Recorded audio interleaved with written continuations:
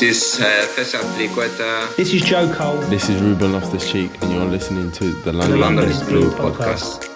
All right, Chelsea fans, welcome back to another episode of the London is Blue podcast. As always, your host, Brandon, joined by my co-hosts, Nick and Dan. Gentlemen, I'd say it's time to step back and take a breather, maybe take a break, because it's international break week, which, by the way, totally sucked. 3 matches in, we already have to take a break, but it was good time, Dan, to review the summer shopping spree that may or may not have been, and kind of just assess where Chelsea are at now that the window is officially closed and Matt Law can take a nap. Yeah, I think our friend Matt Law is probably enjoying a nice little afternoon reprieve. I think Fabrizio Romano, after his 12 plus hour Twitch stream, hopefully has gotten a little bit of shut eye. It's in general, Nick, I think we don't necessarily feel like we've lost as much sleep as them. We're not going to put ourselves in that category or stratosphere. I would say maybe 1 or 2 sleepless nights, though, angsting over some of this. So it's nice to, I don't know, I feel like I had a good night's sleep last night. Yeah, I mean, we don't pretend to have insider info. I mean, we don't make up stuff. We don't steal stuff from journalists. We credit them where we should. So, yeah, it's a pretty chill window when you're just doing the right thing and crediting real sources of information. So, yeah, it's been pretty great. Well, I think, per usual, we don't need to veer too far off the path. I think we should kick it off with what we're going to be getting into, and obviously the classic 3-word match review. But look, we're going to talk about, I'm not even a fan of this phrase, but this whole Better Call Saul. I get it. I get the reference. Nick, don't worry. All right, Breaking Bad. Just not my favorite, because I don't think he knew a reference to a topical or pop culture related item. This is wonderful. He's learning. Surprise. Look who's back in Bettinelli. Wow, absolutely shafted the goalkeeper with nothing. Anyways, that rounded our incoming transfers this window, and we'll give our grades. We'll talk about the outgoings. There are quite a few, and we'll close the books with the window with the final grade. But first, Dan, let's run through some of these quite delightful 3-word match review for the transfer window. Yeah, the 3-word transfer window reviews, Brandon. So the acronym is a little different. The theory and the intention behind it is the same. MB Dolly with the Marina called Saul. We had Bert Cubed with the Hold the Rice. Maybe that's coming in a future window. Eli with the TikTok clock block. Ultra Ernie with the pretty good. Verts with the that shit cray. Pillow with the second to PSG, since he deemed that we are the basically second runners up to PSG in terms of transfer window. Patrick with the on off on. RJ with the for the ages. Mr. Hatton Clogs with the big Rom's back. Why not us? Let's fucking go. So that almost haiku style 3-word match review, building on one another. Shane with the tic tac toe. Little El Tringrito reference there. And then Tana with the it's Saul happening. Yes. By the way, Shane, back to class, sir. Okay, you said you're taking a break. Take your break, even if you're going to engage with us. Come on now. Nick, you're not even his real dad. Just chill out, man. Okay. Yeah, he's gonna be like, I'm getting harassed from a podcast. Nick, what about you? Brandad. Close to perfect. You know, I think perfect for Chelsea this window would have been some sort of Declan Rice plus Lukaku situation, but very close indeed. And I think more than the incomings, the fact that we had a handful of outgoings that I think will benefit the squad long term is also pretty good. So close to perfect. All right, I had winning net spend. That seems to be one thing that we are quite good at. It doesn't matter. Say at the detriment to a lot of fans' mental health, unfortunately.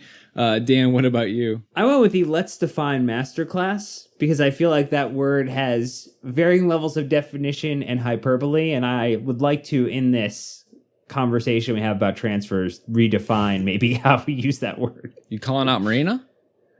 I'm just saying that maybe we're overblowing what... So, in your mind, masterclass is akin to when someone says, oh, he's a Chelsea legend. Yes.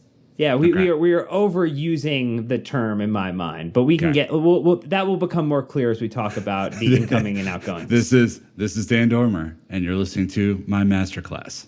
Boom. Yeah, this will be good to get into for sure, but we're gonna have to wait for that one a little bit. Before that, massive shout outs to Joshua and Thomas for jumping on Patreon and hanging out in the Discord. They do get access to the Ted Lasso video podcast that we cover every week, except this last week. We'll get back to you on that one. And then 6 Apple Podcasts, Dan. A little bit of a low week for you, but that's okay. And that's okay. They took it easy on me. They knew it was transfer window week. They decided to leave the 5-star reviews to this week as they're listening right now, to jump on Apple Podcasts, leave that 5-star review to help people find the show. But Norm 199155 from the US, Roy for Prez, Joe M 1892, Opphilif, and Fletch WA3 from Australia, and then Lady Lasso from the US, all leaving wonderful 5-star reviews. We greatly appreciate it. If you haven't yet, we'd highly recommend leaving one so more people can find the show. All right. Well, let's go ahead and jump into the details of the transfer window, and we'll start with the incomings. Again, it was only the 3 players, Romelu Lukaku, Saúl Ñíguez, and Marcus Bettinelli. Saul first, Nick. Better call, yada yada. It's all about Saul. This one got left to the actual 11th hour of the PM time on a clock. It almost actually didn't go through due to a technical error on the Spanish club side. But here we are. We picked up Saúl. Hasn't really played in a couple years for Atlético Madrid. They were happy to move him off. He's 26. I think 19 caps for Spain. Feels a part of the team that we felt needed depth, but you still have yet to smile when I say his name. Yeah, look, I'm actually more like, after hearing him on his Twitch stream yesterday, I'm more excited than I thought I'd be. Mm-hmm.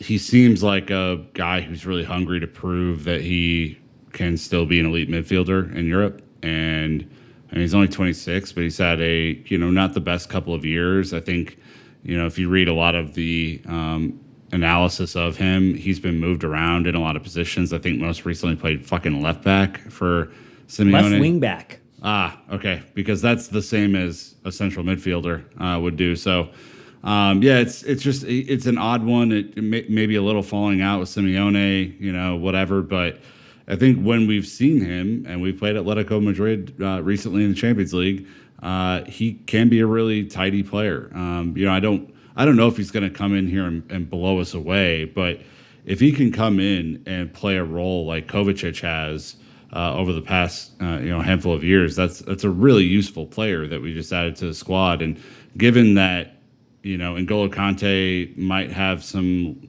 lingering ankle issues, and Jorginho's played about 9 billion minutes over the summer and last year. And, Kovačić has really never been 90-minute fit, if we're honest with ourselves. He's always been kind of an early sub or a substitute off the bench. If we can get a Saúl healthy and playing, he's a left-footed midfielder. He can slot in on a different side than we're used to. I think this is actually a pretty shrewd signing, and only a 30 million euro buyout if we want to go get him next year, which is, you find that in the couch cushions these days, it seems like. So cushions. Yeah, yacht cushions. You're right. But but yeah, I think it's a tidy piece of business. It's not who I want in that midfield. We all know that I want Declan Rice, but if you can't get Declan Rice, it's a pretty useful equation to potentially open yourself up for that next year too. All right, Dan, how many acronyms are you going to throw at us when talking about Saúl? Oh, I don't think I'm going to throw out a ton of acronyms, but just looking at his match log from last season on FB Ref. So we'll go through the number of positions that he's listed at. So he has DM, he has left mid, he has center mid, he has wing back, just general wing back. He has right mid, right wing, attacking mid. Let's see here. Left mid, he has one game where he was left mid, DM, and a left back. And then also a game where he was a forward. So we're up to 9 different spots that Simeone played him in last season. So I can understand, and this kind of talks to, hit some of his why, right? He wants to come in. He talked in his interviews about how Tuchel is going to play him in that central mid position, brings competition to the likes of Kovačić, Jorginho, and to Kanté for that midfield three, the two spots we have typically, 3 players, now 4, who also gives us someone who likes to score too. On average, he gets about 3.1 goals a season. So he potentially could triple Kovacic's total goal output over the last 3 seasons in one season. Obviously, he has not had as many assists, in terms of his total kind of contribution over the last 3 seasons comparatively. He had 11 goals in his last 3 seasons and 2 assists. Kovačić 1 and 7. Jorginho 2 non-penalty goals and a handful of assists. So, he also can bring attack output to the midfield in a way that maybe we don't have amongst that trio currently. It's an interesting point though, Dan, right? Like, think about the way that our team plays though. You would love if N'Golo Kanté or Jorginho or any of these guys would step up with non-penalty goals in a game. You would love it. But we don't rely on them to do that. In fact, they're largely there to shield, protect, and advance the ball. And if he can come in, keep it simple, right? Do the job that's right in front of you. Don't try and recreate your famous Champions League goal that you scored. Then I think he's going to be really useful. If he comes in and tries to do too much, and our midfield breaks, and we allow easy goals, or whatever, then it won't be as good. But if he comes in and is a really good partner to whoever else, whichever of the other 3 is with him in midfield, then it's a great signing. And there are too many matches that we have to play for him not to get really good minutes this year. Brandon, you also have to remember this is a World Cup year. He wants to get back into the Spain squad at some point. And, if he can have a pretty good run with Chelsea, there's no reason why he can't make that Spain team. Yeah, so a couple of things I think here is I have him pegged to compete with Kovačić as well. They seem in that vein where what you're going to get from Jorginho, so you kind of just, let him be what he is.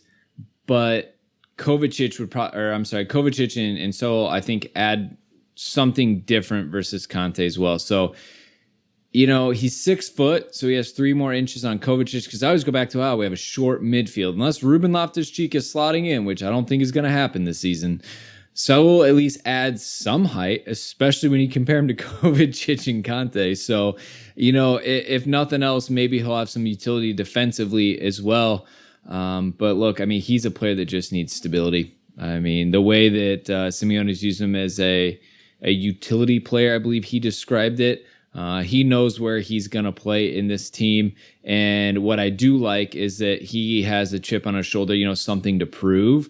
He's not just kind of a castaway luxury loan player. He's looking to resurrect his career, Nick, as you had pointed out too, at the World Cup and the Spanish national team. So I think that's all good. And we still have a Spanish contingency here, right? It sounds like Kepa might have been involved.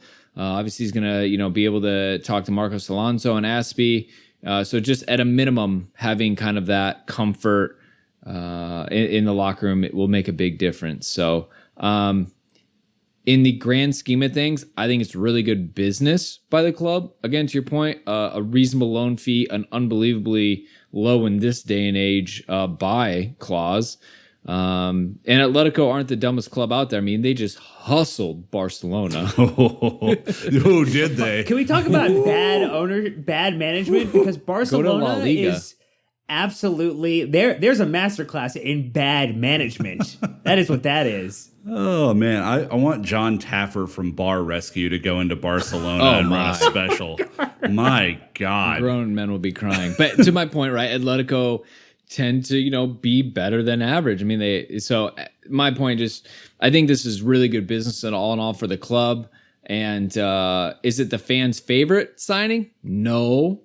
But from a pragmatic standpoint, it makes a lot of sense, I think. He's also just 26. He's not. This is not a 31-year-old has-been midfielder. He still has at least 6 or 7 years of prime play in his career, most likely. And that's the other thing. Like your $5 million loan fee, or €5 million, I should say, loan fee is nothing in this market. We basically have sold more than we brought in transfer fees again. And it's like, this is just one of those moves to me that if you can't get a primary target, like we've talked about in the past, dear God, don't buy Zappacosta's and Drinkwaters.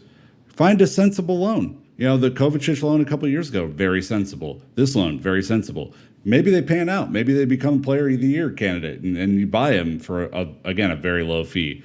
But this is really good business, especially if you have your eye on someone else who you may want to buy in the other part of London later. The best thing is that he could potentially play himself into a position where he is the number one midfielder in our team. That would be the ideal. Well, I'm just saying, have one of those. If his target, right, is going to be how am I number one on the depth chart, right? All I'm saying is Kanté.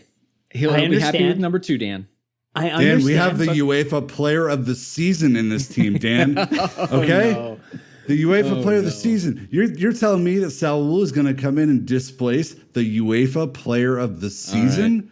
All right. Look, I think you're a little sarcastic right there. I'm just trying to say that his goal coming in is really first, I think, going to be how do I get above Kovačić on the depth chart, and then how do I make myself a starting option? And he seems like he is determined and mentally there to go do it. And the best thing could be is that if he is challenging both of those other two players, those player of the year, player of the season individuals, to level up their game too, that everybody wins in that regard. Well, there is room on the right side of the defense if he wants to go back to that place, because apparently we don't have enough depth, or maybe we do, because the Jules Kounde deal is nada. Even though many of your beloved ITK accounts told you it was a done deal months ago, it unfortunately was not, because Sevilla, I'm just going to be really blunt about this, Dan, there's some greedy bastards. Well, you have a player, you have a release clause. They're allowed to set the terms of the negotiation. They did set the terms and came to an agreement with Chelsea, and then changed the yardage at the end. Did the club? Because what Monchi has come out and said afterwards is that they did not have it set. So I mean, ultimately, look, to me, this was not a deal we needed to do. So I am not super nonplussed about this, because in general, if I look at what we need, I actually think having Trevoh Chalobah there and having Reece James playing right wing right wing back makes way more sense than trying to bring in Jules Kounde and then having 5'9" Kounde with 5'9" Reece James with potentially a forward attacker. I mean, it most likely who's not going to be coming back, with a midfield of N'Golo Kanté and Jorginho. There's not enough height. Hey, don't forget Aspie. He's probably about 5'9". 5'10", but who's counting? Look, I think the Kounde thing couldn't matter less to me. I'll be honest about it. He's a tidy player. He's a good player. He clearly warrants the fee that Sevilla want. But you think that, Monchi's good. He's not Marina. He's not going to get one over on Marina in the last hours, especially when we have Super Trevoh Chalobah just waiting there for minutes. You can take your $55 million and put it where the sun don't shine, my friend, because that was about all you were going to get for him. And the fact that he goes in and has a terrible performance for France today, by all accounts, it doesn't do him any good either in the January market. So I don't care about this. I want Super Trev to play a lot this season. I want him to play a lot of cup minutes. I want him to play in the league against opponents where we need a little bit more height. And this Kounde thing can wait. It's not remotely an issue right now. I had a bunch of people come and tell me that I was an idiot on Twitter this week, which was a lot of fun because I didn't think that this was a necessity. And they're like, oh yeah, but the deals for Christensen and Rudiger haven't been signed yet. If you just listen to our podcast with Matt Law at any point over the last month, he'll tell you that both are likely to happen. And even if Rudiger doesn't happen, we still have depth. We're still fine, even after selling Zouma, because of the fact that we have Thiago Silva and Dave and Reece James who can deputize in that role, and a bunch of other things that can go right. So please, this is not an issue. Go get the center back you want at the right price, and we'll make a deal when we want to. Look, Chelsea aren't going to get punked by Sevilla. It's simple. Again, from all accounts, from all the journalists out there who we listened to, the fee was agreed upon many a days ago. All right. And then at the 11th hour, Sevilla came back and wanted more. Marina said, no, get lost. We had an agreement, because they saw we sold Zouma. It's like, oh, you have more money now. And again, talk about pragmatism from the club. They're not going to break the bank for a player that really just gave them depth.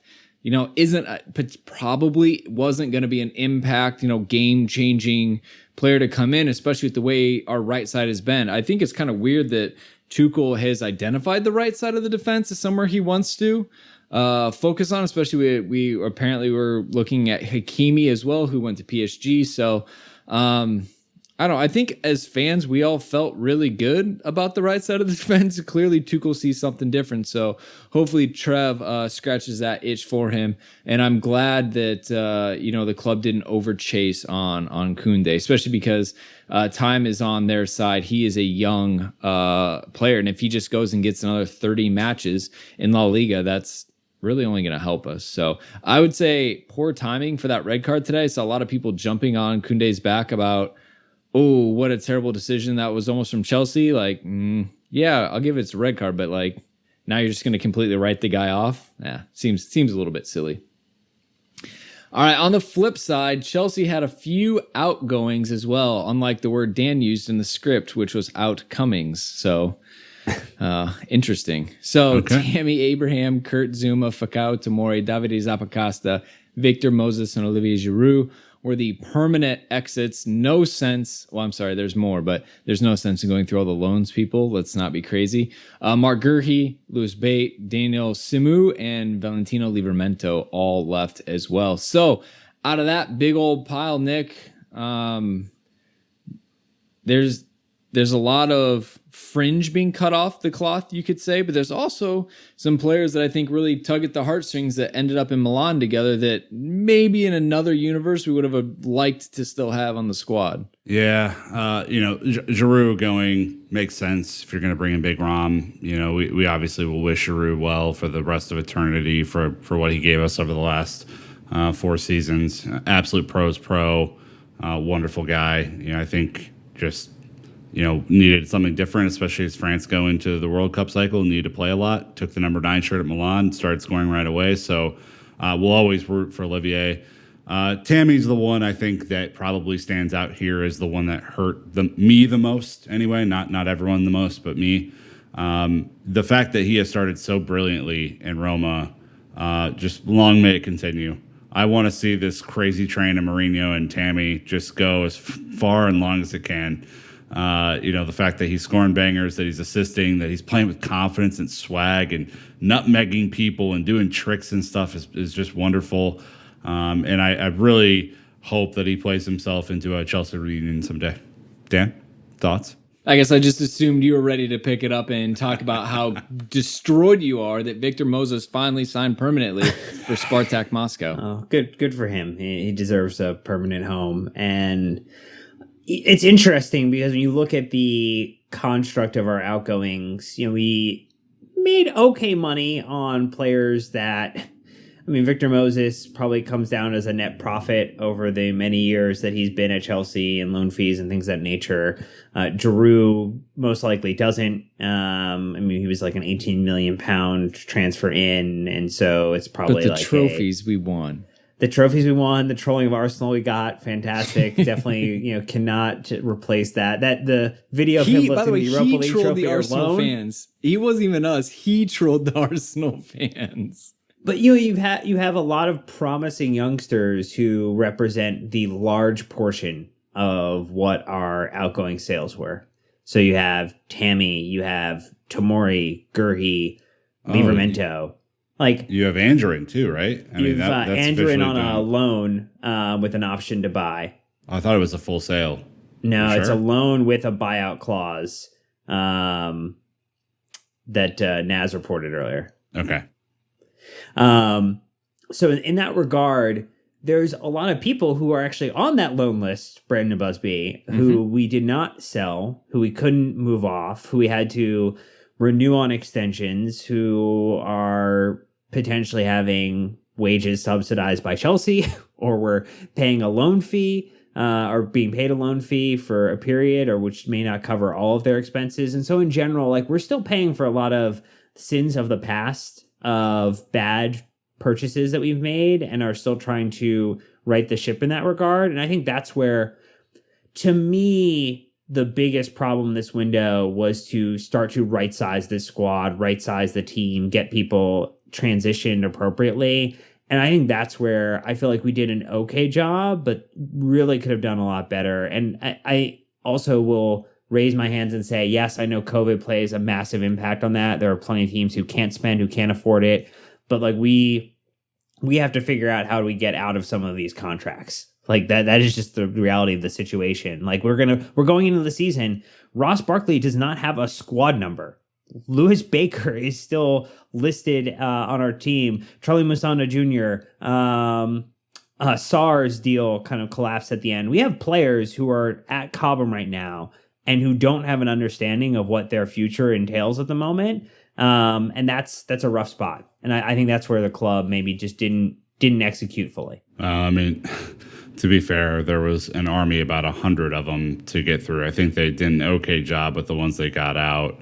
I think of the bunch of the loans that I'm looking for, Conor Gallagher's had a wonderful start at Palace, which shouldn't be a surprise because he had a wonderful loan at West Brom last year. Scored 2 goals in the game against West Ham, which means that he's going to get a little bit more advanced this year probably than he did at West Brom last year when it was a defensive shell, which is great.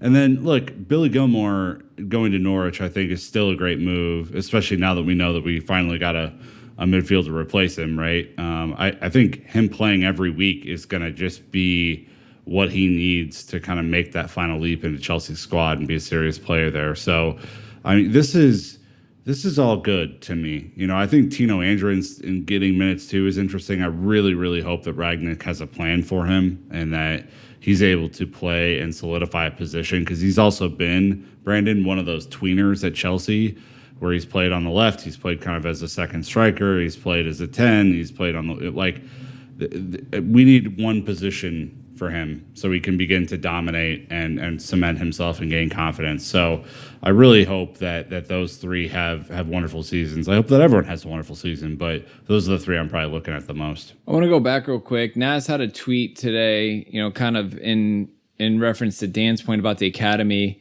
And he said, it looks bad, but the academy has done its job. They've raised over 90 million of Chelsea's 130 million of player sales through Cobham produced lads.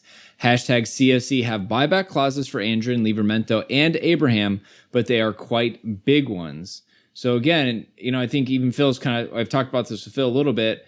The academy is there to produce professional football players. It can't always be at Chelsea. And I think, thankfully, the good thing to remember, everybody, is that quote-unquote magic road is not closed at Cobham at this point. So I understand that, but to have buyback clauses be talked about so publicly in the transfers, I think gives us some confidence. I think we're seeing that Chelsea overall did some really good business. They even cut their losses and took a financial loss on a couple players just to move some of these out, and they're really trying to they moved what they could, right? So we get upset that like a Lewis Bate, a Dino Simu, and a Livramento leave, but at the same time, they're the ones that had value. And then you get into this list, right? Kennedy, Baba Rockman, Matt Miazga, Danny Drinkwater, like they don't have the value they need to move. We're paying for sins from 2015, y'all. Come on, man. Like exactly. That's crazy town. It right is. There. And the rules are changing, and you can't hoard talent, quote unquote. So the number of players you can even have on loan is getting reduced as well. Well, and it is interesting though, and I think this is probably the point I want to make. I don't know if you guys agree with this or not, but I think there was a time where there were a lot of players on this loan list that we were like, I don't know, they might make the squad, right? And now there is such a clear definition of how good you have to be to get to the first team that none of these cats were close to making the squad. And I think that's a really good thing, right? We're champions of Europe. Danny Drinkwater doesn't make this squad. He can't. It's impossible. He's not good enough. And that goes for some of the guys that we like, too. that it hurts to say, Ethan Ampadu, not good enough to be in this squad right now, needs to play more. Billy Gilmore, probably not good enough to be in the squad and play enough to gain experience. Conor Gallagher, a man without a place at Chelsea a little bit, because Mason Mount plays that role. So it does hurt to say that about some of these guys, but other guys are like, yeah, you're not at the level, man. You're not even close. And Tuchel has made this unbelievable team with an unbelievable sense of confidence that you can't see a lot of these guys coming back from loans and coming to Chelsea. So I think it's a lot of just elevation of our first team squad and some of these players just not ever reaching up to grab it. Yeah. Again, I think the club did a lot. Would we have liked them to do more? Yeah. But I would like to think that they tried to balance the outgoings and the incomings as best they could. Just to tie off, Marco Vahinko, Danilo Pantic, and Izzy Brown all left on freeze. And then released, which is a far harsher term, was Willy Caballero and Jamal Blackman, a couple of goalkeepers. Just, again, they're just unnecessary, for the hate on goalkeepers this episode. What's Bettinelli's song? Do we even have a song yet? What are we doing? Nope. There's probably something, but I will say, good for Marco Van Ginkel. Yeah. He had an absolute cursed time at Chelsea. I think he's now PSV's captain, if I'm not mistaken. And that's correct. And I really, really hope that he has a great rest of his career. He's only 28.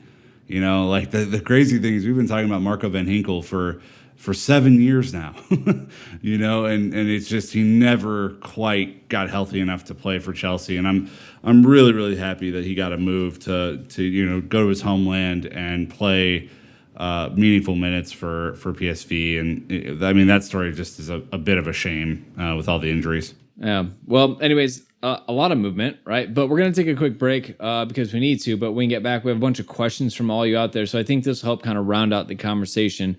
So thank you to the sponsors for financially supporting the show, and we'll be right back. All right, real quick before we get into más preguntas, or more questions. Dan, more episodes coming this week. Do not forget, tune in to your local station and get more of, actually, not us. Well, it's not a station, it's a podcast application, Brandon Busby, but tune your receiver.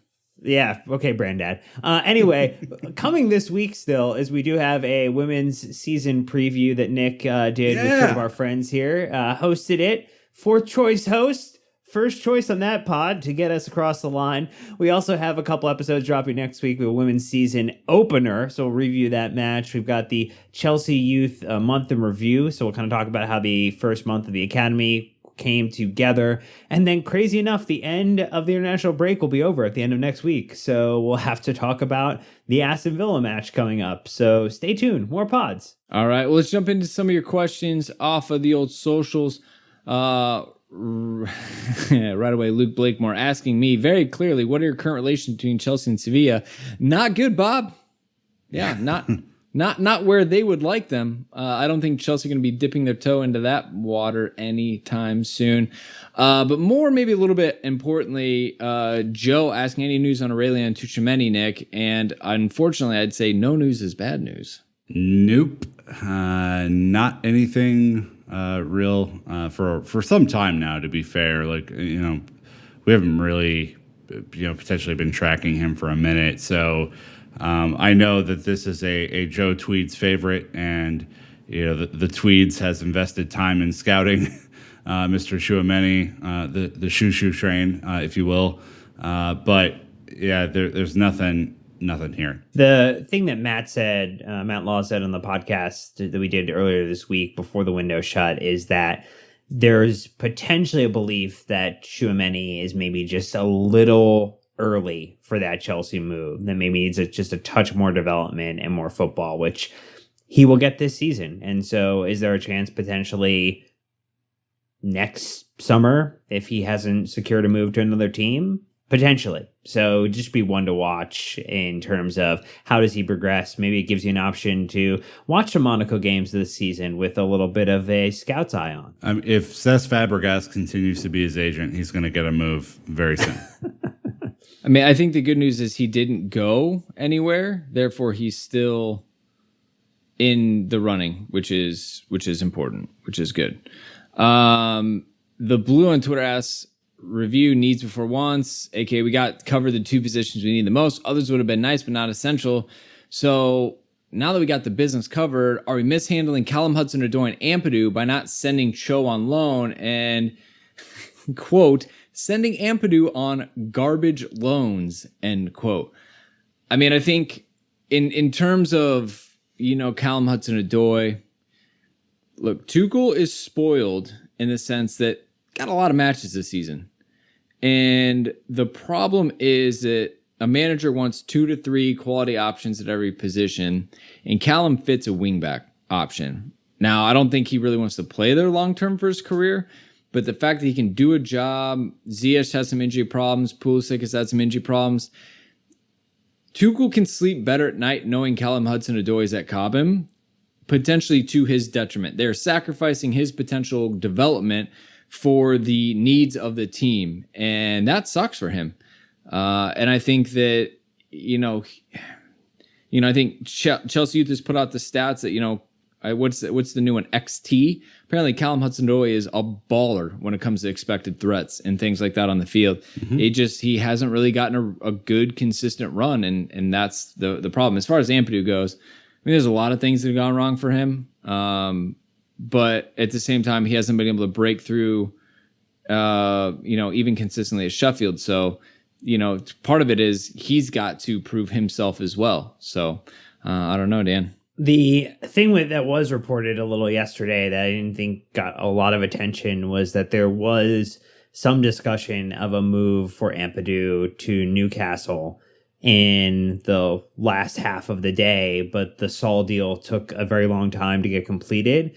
And because of that, that reduced the options for Ampadu. And so Newcastle would probably been a solid loan, an industrial loan for him they would have really enjoyed some of his tackles. The Newcastle fans would have enjoyed Ethan Ampadu. I think the Venezia, I think that's going to be that's going to be another relegation battle. 2 seasons in a row. He was with Sheffield and he had a chance to play in a defensive mid-role and a center back opportunity as well. I do think it's not a great loan that he is going to the best fashion brand next to PSG in terms of world football versus a side that's going to maybe be a little bit more competitive. And I think if I had my druthers, it'd be great to send Callum on loan to get minutes, but then you kind of look at like where our attack goes with one injury, if you're actually going to play him in attack. And I think what might be the factor here is Christian Pulisic has not been the healthiest player. And so if you think that maybe he's half, right? Like between the two of them, between, Hakimi Hakim Ziyech as well, like you have some fragile attackers. And so you could very quickly find Callum Hudson-Odoi moving up the chart. I'm worried about him, honestly. I think I'm worried about more than just him as well, but particularly on him. I think the fact that he has not had a real run in 3 different managers, 3 different styles. Yes, he's young, but we've all seen the stats that when he's on the pitch, he usually does something dynamic. Actions towards goal, assists. A couple of goals under Sarri. I just don't know where he plays. I mean, it's kind of, I don't know. I think it's just a positional problem more than anything right now. And I think Ruben has the same problem. To be frank, I think both of these players are kind of without a permanent positional home, and that's a real problem because if Ziyech is a known quantity, Pulisic is an emerging quantity. Cal has not beat them out. You say what you want about either one of them, go for it. The problem is if Cal were a real threat to them, then you would see him starting every other week in the Premier League or in the Champions League, and he just hasn't really ever got that much of a run. And the reason I'm worried about him is that he's been at Chelsea for so long that, much like Ruben, if you don't start to play, that you're just an expensive academy graduate.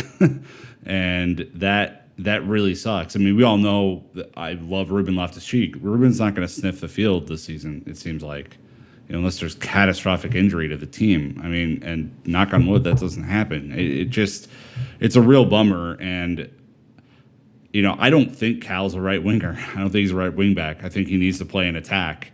That's where I would prefer to see him play. I want him closer to goal, making goal actions. Like, I don't want to see him defending. I don't have any use for that. So, sorry, that's my soliloquy on Callum Hudson-Odoi. Yeah, I mean, look, a lot of potential that we've seen it, just not a consistent run, sometimes lacks the end product, so we'll have to see. I was kind of surprised Dortmund came in again. A lot of interest from Germany for him. Obviously, he almost went to Bayern, ended up getting that big deal, patient while he rehabbed his Achilles, but he definitely looks fully fit and ready to go, so hopefully fortunes change, but it's not going to be easy. To be fair to him, there are going to be a bunch of players coming back from World Cup qualifiers who will have to go through some sort of quarantine or go through testing or not be fit to play in the next couple of Premier League matches. Maybe he gets a chance there, right? Pulisic's not going to be ready for a Premier League match right after this World Cup qualifying cycle that the U.S. are going through. So maybe he does get a chance. But, I mean, if it's just cup games for him, is that enough for anyone? No. I don't think so. And that's not enough for me. I want to see him play. I just don't think he's better than Pulisic or Ziyech. Yeah. I mean, things get quite a bit busier late September when Champions League matches start, I guess, mid-September. So we'll find out very quickly if there are quote-unquote matches to play for our full squad depth. TK asking on Twitter, proper nail biter. What are our main realistic targets for Chelsea this season? 2 trophies? ? Cheers, guys. I mean, we did our predictions. We all kind of threw numbers out there, but now that we know what the settled roster is, and we've got a few matches under our belt, and we can kind of use some of those data points to maybe be a little bit more accurate with what we're thinking. TK there going for 2 trophies. That seems still reasonable. I mean, strong start to the season, only dropped 2 points. And that was away at Anthony Taylor. I mean, Liverpool down a man for an entire half. Yeah, and currently on track to best our record of goals conceded or right now, which is very interesting. Again, only a small subset of matches, but good times at the moment. Look, I think I said 3 in the predictions, was including the Super Cup, the Club World Cup, and then one of the league trophies. Probably not the League Cup, because that just seems to go City's way every time with the draw. But the FA Cup, I think we could stand a really good shot at. I would be so bold as to say I think we are, the way our defense looks, I actually think we have a legitimate challenge to the title. I actually think right now with what United's done, they don't have the midfield still, even after reinforcing their attack. City will figure out a way to score goals, but not having Harry Kane there is very interesting to them, for me, when evaluating them. And Liverpool are an older side that didn't really sign anybody. They signed 1 player. So they're going to have to rely upon fitness working out well for them. So I would actually say, Tuchel won't say it. The odds makers probably won't say it, but we are probably the best shot at the size of squad required to go out and win the damn thing. Yeah, I mean, I think we're still just a smidge short in the league, but I would agree that the first 2 games of the season, there's this overwhelming swagger and determination about this team that you wouldn't be shocked if they really gave it a run. I expect us, per the Dan and Nick show a couple weeks ago, to be there or thereabouts around the holidays. And you don't know what'll fucking happen after that. I mean, we know that title winning time is really kind of that February, March time. And then, it's pretty much coasting until the end of the season. But, that's kind of the thing to me, is that there just seems to be this air of confidence. You add Big Rom to the mix, obviously that changes a lot. You add Saúl Ñíguez, who cares, to the mix, and I think it shores up some deficiencies that you have there. And then you give Big Trev a real go at this thing, man. And I'm pumped. I'm pumped about Big Trev. So, yeah, I'd say I think I said 4. I thought we'd win the League Cup and the FA Cup. I swear to God, if we don't win the FA Cup, I'm gonna lose it. But yeah, it wouldn't be surprising to me if we gave that, sort of league challenge. I don't think we're that far off.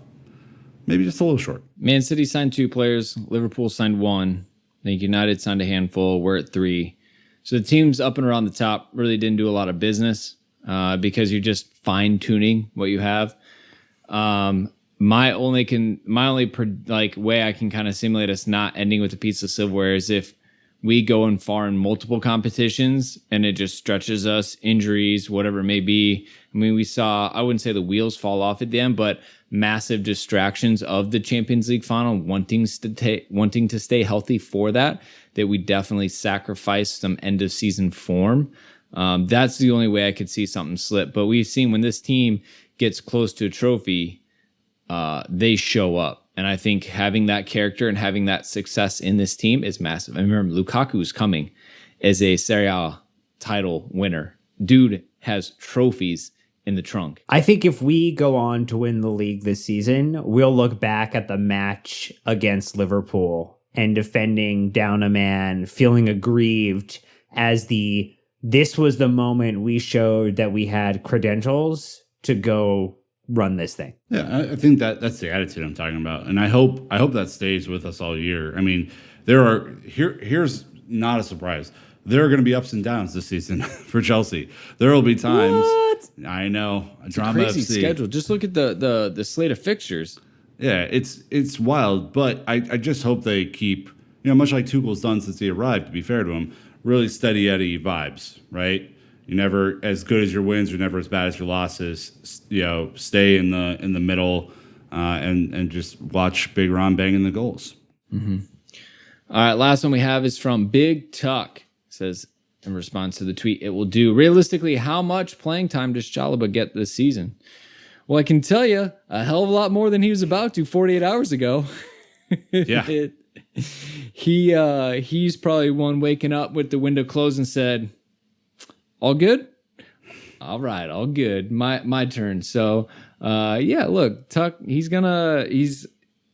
say he's probably going to get some good minutes. I mean, again, he hasn't played, in 2 matches, but it was not of his own fault. Let's not forget, he played in the Super Cup where we won, and he played when we pummeled Palace and scored a goal. So, in my eyes, Trevoh is still on fine form, riding a great run of it, and I'm ready for him to go back in. I'm not worried about it, Dan. He got subbed in too at the end of the Liverpool match as well. So I mean, that kind of shows the trust already that Tuchel has for him to go in at the dying moments of defending your heart out to take the point. And so that's a really nice thing to see as well. I think that it's probably somewhere in the 1,000 to 1,200 minutes would probably be like a really good benchmark to set. If you think about maybe 1 or 2 League Cup games, potentially 1 or 2 FA Cup matches, maybe depending on who we play in the Club World Cup, maybe a appearance there. And then in the group stages, if we clear house pretty quickly, maybe he gets 2 or 3 appearances there. You could quickly see that across all comps, you could come up with that number pretty reasonably. 1,800 minutes, Dan. That's what he's getting this season. There's too many matches too close together, especially around Christmas. Tuchel's going to have to rotate Dave. He's going to have to rotate Thiago Silva. He's going to have to rotate Rudiger. Trev's going to play. There's no doubt in my mind that he's going to play. And, some of it may be closer John Obi Mikel role minutes at the end of games. That's okay. He'll pick up a couple here or there. But I think in general, he's going to play on the right side of that 3. And I am very excited for him. I think we're all rooting a little extra hard for him, given everyone who left this summer. And, I think we all have this desire for our academy graduates to still make it at Chelsea. And, may he be the next one to really shine. Out of all of the academy graduates, Didn't expect Trevoh to be the one still on the roster come the beginning of this season. Also, we have a pretty special piece of artwork that we're going to come out with pretty soon, so keep your eyes peeled for that. Tattoo worthy for all you crazies in our Discord with those Chelsea tats. All right, let's go ahead and grade this window out of 10, 10 being the highest, 1 being the worst. Let's see, Dan. Sorry. Integers only. I know with you're bad about splicing decimal points. Yeah, I would probably decimal it. I'm going to say a 7. I think the addition of Lukaku, the deal for Saul is really solid. I think it gives us flexibility heading in the next window. I think actually the idea of signing Hakimi would have been really, like, if you're talking about like upgrading and buying top tier talent, would have been a great acquisition, but it seems like that deal was not executed fully. There's still a lot of players that we need to clear out, and I just would have liked to see more happen in that regard, more permanent departures rather than like extensions of loan to get them out for a season. Like, I get that was the worst case scenario for trying to maintain profit, whereas Spurs just agree to end contracts with Serge Aurier.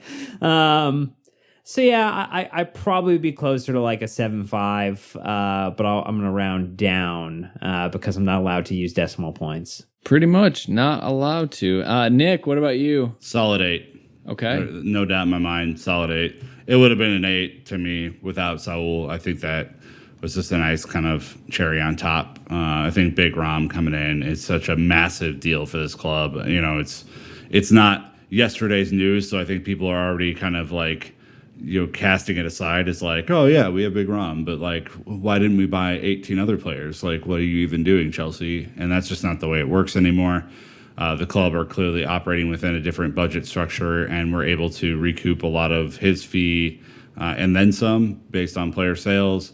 That is good for Chelsea. That is good for our books. That's good for the profitability of the club, especially after a pandemic. A tough pandemic season financially where you didn't have fans in the stands, right? So yeah, I think it's a solid 8. I think Saúl coming in is great. I think a lot of players that we got rid of are, it's disappointing, but you understand the reasons why, as we already went through, and the fact that you got Daniel Drinkwater out of Cobham and into a Reading shirt, cool. All right, controversy. I was 8, but I'm going to bump up to 9, and here's why. 1, we're not complaining about any of our signings. That doesn't normally happen. Bettinelli is an English goalkeeper in the 3rd spot. Been asking for that for a couple years now. So check the box from a roster build standpoint. 2, again, bringing in one of the best forwards in the world. Brilliant fit. All right, so those are kind of the positives on the incoming side. On the outgoing side, I think Chelsea moved a lot of players, which is good. Did they move all of them? No. But they moved more than the average club has to, and they did. So not only did we bring in top players, the worst part about the incomings is that, like, Kounde was a why. No one questioned his quality. It was just, do we need it? So we were going to get mad at Chelsea for being a luxury buying club. Like, oh, bummer. On the other side, on the outgoings, I think that really smart. Buybacks. A lot of very public buybacks in the contracts for these players because they know when Tammy goes, by the way, is balling at Roma. My gosh. Who is the manager? Like, what is the most attacking-minded manager in the world, Jose Mourinho. Yeah. But, they put in a clause in there to buy him back instead of having to get, Romelu Lukaku in at 100 mil. So the outgoing business was smart, immediately generated cash for top signings, didn't overspend, didn't, I would say, rush to fill gaps on deadline day a la Drinkwater Zappacosta. All in all, like Chelsea fans, we were very calm and happy. Lukaku, once it kind of started to tilt that way and moved off Holland, done. And I think the fact, the cherry on top is that you got Danny Drinkwater out on loan.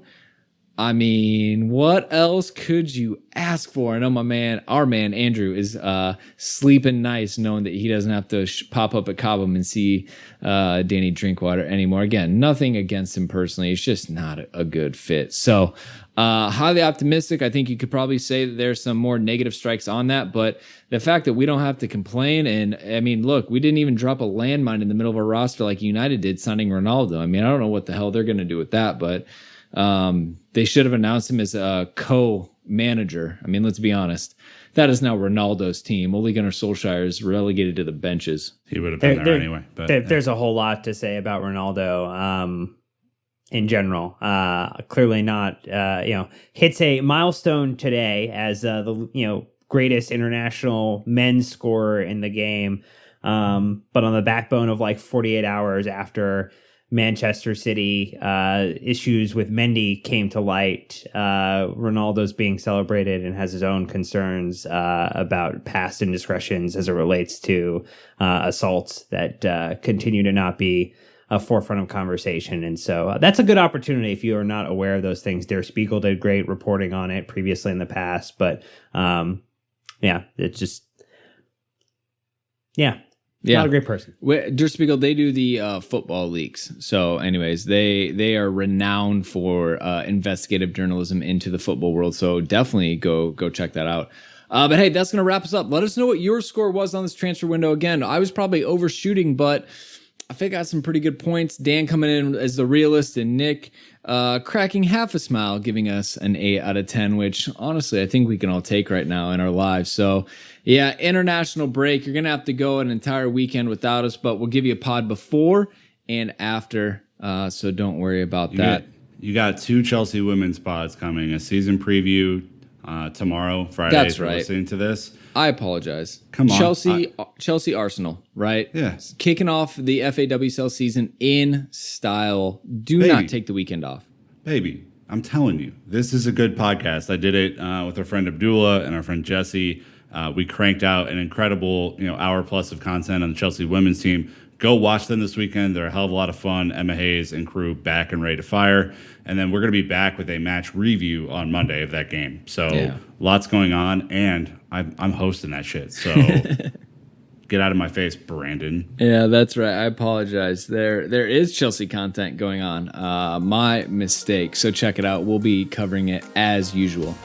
But anyways, that's going to wrap us up. Thank you again, everyone, so much for the questions, for the participation. We'd love to hear what you've made of the transfer window. Social media is a good way. Patreon and Discord is the best way. So that's going to wrap us up. Until next time, Chelsea fans, you know what to do. Keep the blue flag flying high.